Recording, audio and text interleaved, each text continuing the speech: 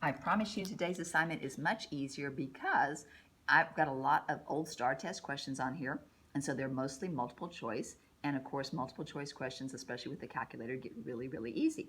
Now, the beginning warm-up is still just filling in the parts because that's the main thing we want you to learn is all the vocab. So you fill in the words where they go. One word will not get used at all, and some of the words might be used more than once, but I don't think on this graph they do because I only have you do the x-intercept one time, not twice. So I think you only use everything one time, but there's one word that does not get used. So if you have not done that, pause the video and go do it. Look at your poster if you need to on Unit 7. There's a Unit 7 poster under Resources under the Algebra homepage. Okay? Hopefully you paused the video and you went and did it. Here are the answers on that. Okay? The vertex is that tippy point up here. It's a high point, so it's a maximum, not a minimum. That means minimum did not get used. This is your y-intercept where it's crossing the y-axis. It is also the starting amount. At time 0, when I throw the ball up in the air and then it hits the ground, this is how high it was when it at time 0. And as time went by, it got higher and higher, and then it hit the ground over here. So this is my time on the x-axis, if it was time the ball. Which reminds me of something. If it's a real-world situation, we're mostly just concerned with the first quadrant, and so that probably starts here and ends there, right? If it's more without a word or a story behind it, then it goes both directions forever and ever this way, right? So just keep that in mind. When it's real world, it probably won't go in both directions forever. It's just going to be mostly the first quadrant. X-intercept is where is it crossing the x-axis. I had you only fill in one of them, even though there's two of them. X-intercept, zero solution, all mean where it's crossing the x-axis. And of course, the imaginary line down the middle is your axis of symmetry. Vertical lines always start with x equals a number. That's the equation of a vertical line. In this particular case, you would count over on the x-axis. You're at 1, 2, 3, 4. This one would have been x equals 4. Okay. Now, first question. Rewrite this lovely equation in general form or standard form. Sometimes people call it general form. Sometimes they call it standard form. Standard format or general format start with y equals, and they have it in x squared, then the x, and then the number. Now, we could do this by simplifying the right-hand side by hand. But remember, I told you on a multiple choice test with a graphing calculator, you don't have to do that. If you want to, feel free, but on test day, I would still check it with the calculator. The good news is, when we put this in the calculator, it's going to make a lovely parabola, whatever the shape is, right? Okay, so I'm going to pay attention when I put the first one in, and then I'm one at a time going to put each one of these in and watch to see where the parabola goes. If the parabola goes someplace else, or someplace else, or someplace else, it's not mine. But if I get a parabola that goes right on top of my original one, that's the one I want. Because if they're the same thing, they will make the exact same graph. So all you're doing is matching. So here they give this one in y equals, and all these are in y equals, so I can put them all in the calculator.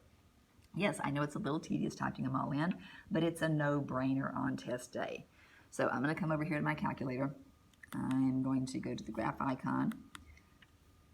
It's going to think, and there's my y equals, and I'm going to type in -3 parentheses, I'm going to have to move this to do it, x minus 1, so x subtract 1, close the parentheses, square it, and then subtract 1.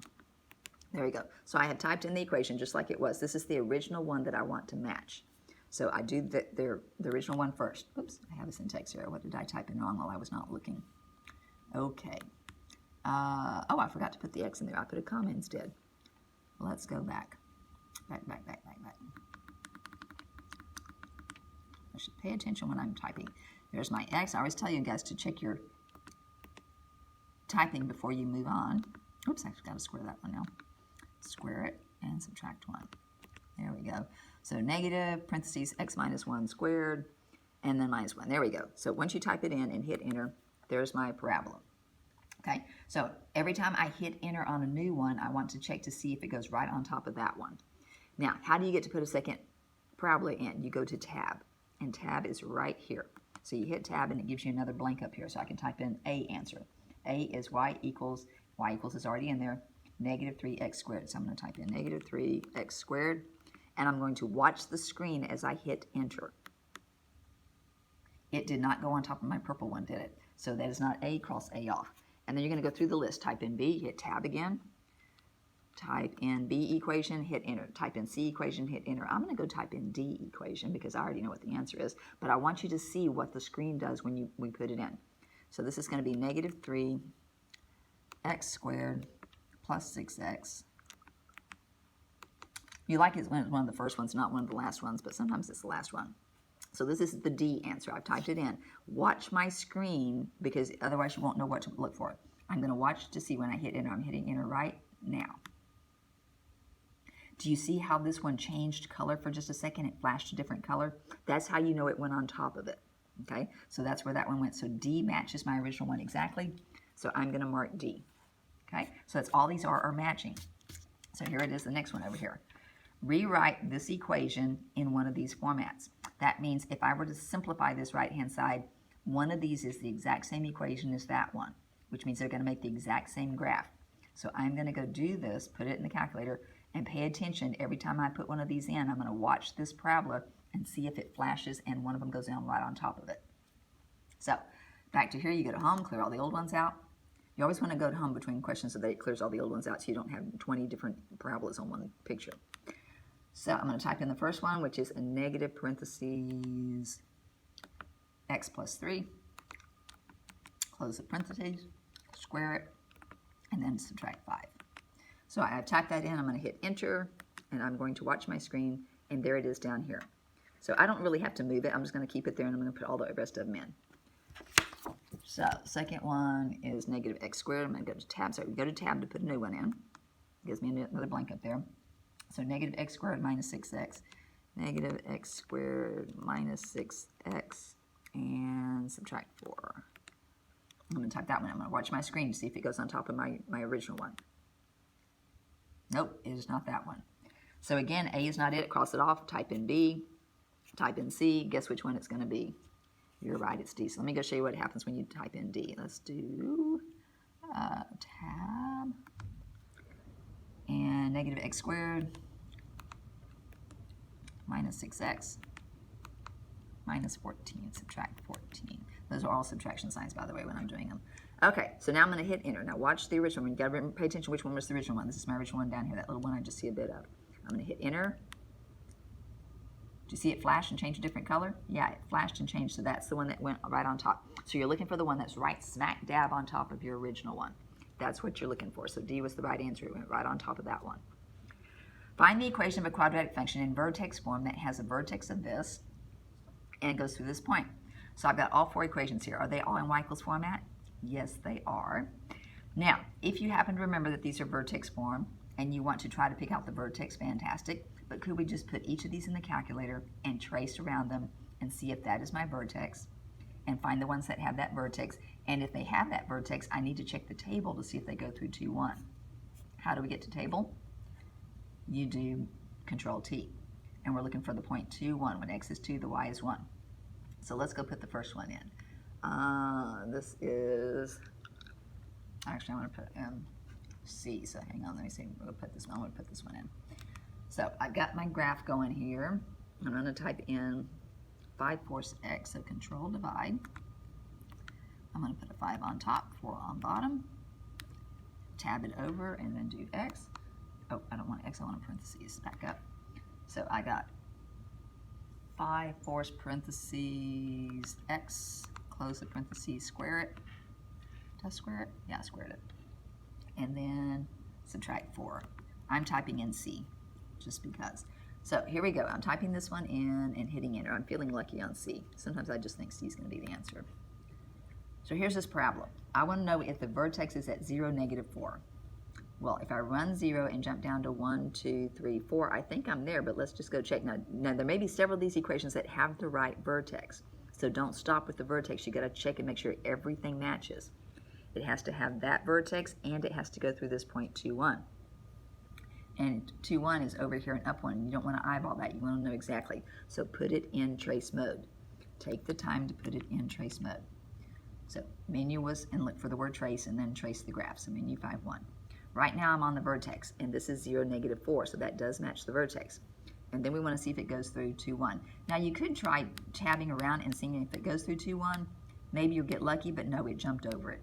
It went from 2.1 down to 1.8 on the X over here. So the more direct way to do it is Control T for table. So I'm going to do Control T. Here's my table, and we want to know when X is 2 is the Y 1. Yes, it is. So if there's a graph that does both of those things, it is your answer. So that was C. I typed in C over here. It had the right vertex and it had the right point. So table to check a point, tracing to check for vertex, right? Okay, so same thing down here. Find the equation of a quadratic function in vertex form that has this vertex and that point. So how do we check the point? You're going to look at the table. When x is 4, the y needs to be 5. Control T gets you into the table. You have to put the equations in the calculator first, so one at a time you type the equations in. Now some of you may go, well, wait a minute. I remember vertex form. I can see the vertex in it. So let's see if any of these have 5, 0. Okay, so here's my vertex form. This number inside is the bad kid who's in the classroom. Y'all may not have heard this story. Okay, so one way to remember how these things work is if you're in elementary school, you like to go to recess. But if you're the bad kid, you have to stay inside at recess and you don't get to go outside and you watch everybody else outside. So over here, out here is my good kid. Now, hang on, let me put the plus 0. So there's a number out here. You don't see it, but it's a plus 0. Because in vertex form, there's a number sitting out here. And the number sitting out here is a 0. Now remember, this is the H inside the parentheses, and this is the K over here. So this is the first number, that's the second number. The question is it positive or negative? So remember I was telling you the story about the bad kid. The parentheses is the schoolroom. This is where the bad kid is during recess. This is where the good kid is outside.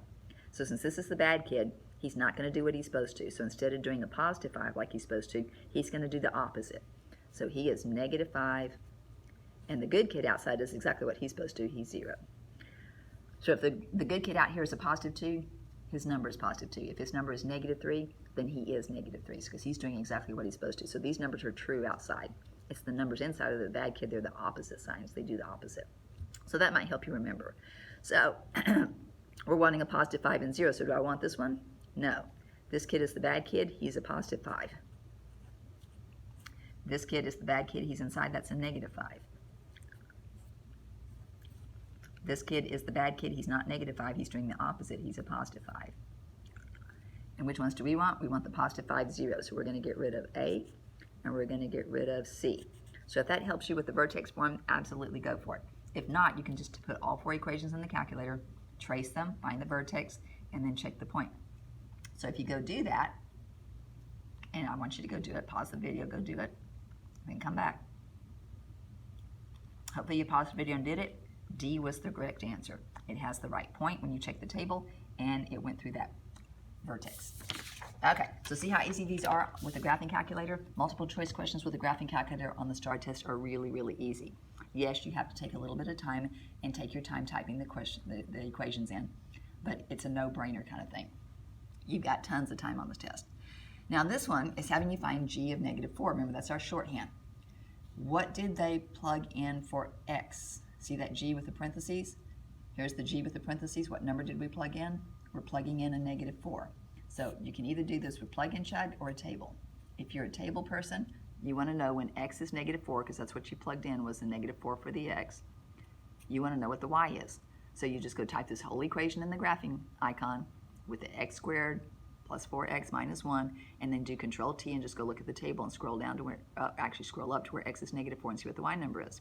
If you're a plug and chug person, that means you're just going to do this simplify the right-hand side in the add subtract screen. So where the x's are, I make myself a parentheses, plus 4 parentheses where the x is, minus 1. What am I dropping in for the x number? Negative 4. So where those x's and parentheses are, I put in negative 4. That way I don't lose track of the negative signs. Type this whole thing in the add subtract screen with parentheses around those numbers, and you'll get the right answer. So if you have not done that, you need to go do it. Hopefully you've done it, and C was the right answer. So go work some problems, come back, pause the video, go work them, come back and check your answers. Every time you want to go do some, come back and check your answers because you need to know if you're getting them right. Okay, so let's go look at this one now. This is number 4. Again, plug and chug or table. So go do that one, see what you come up with. Either type the whole thing in the calculator and go look at the table. And what are we looking for when x is what number? X is negative 2. See how that's f in a parentheses, f in a parentheses? They plugged in a negative 2 for the x.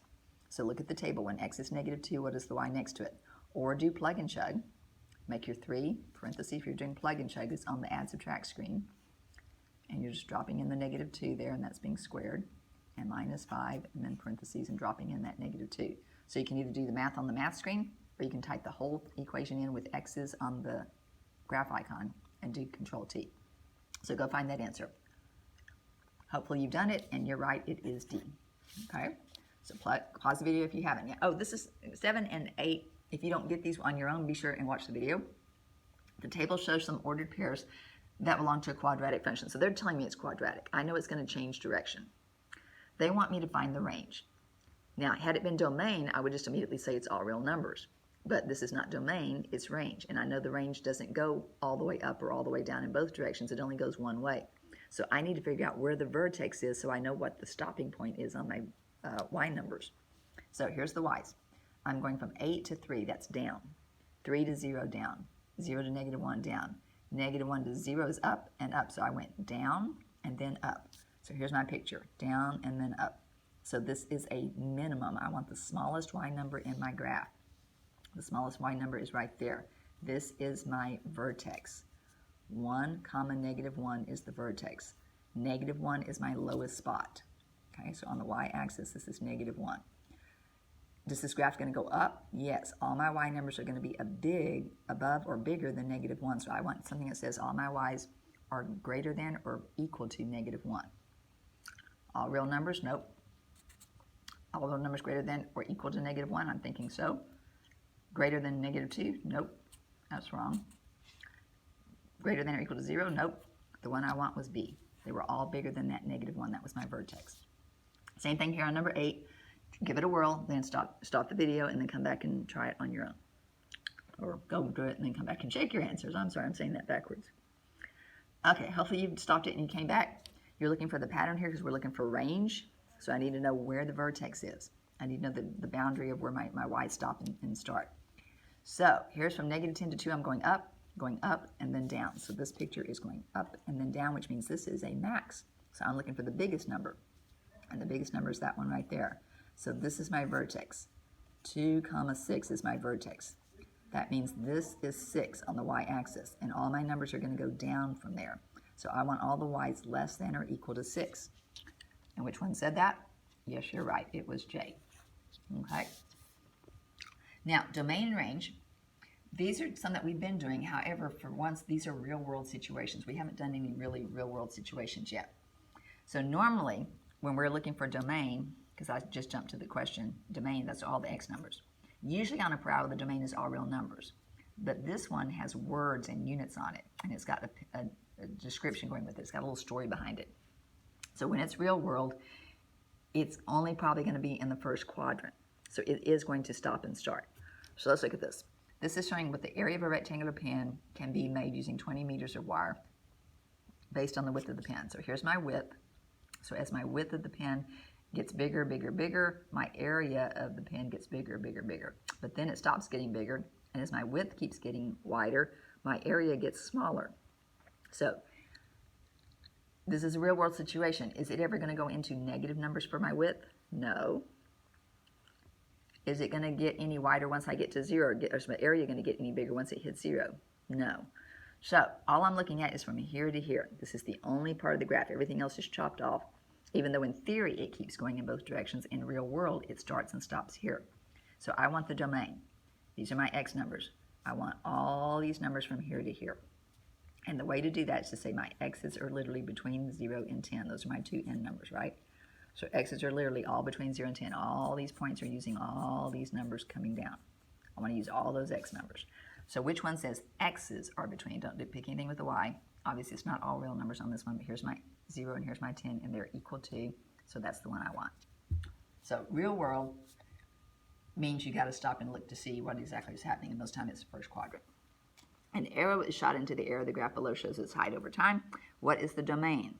Normally, domain is all real numbers, but not when it's real world. We have time.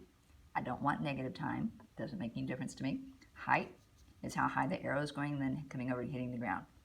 Once it hits the ground, is it going to continue going underground forever and ever? No.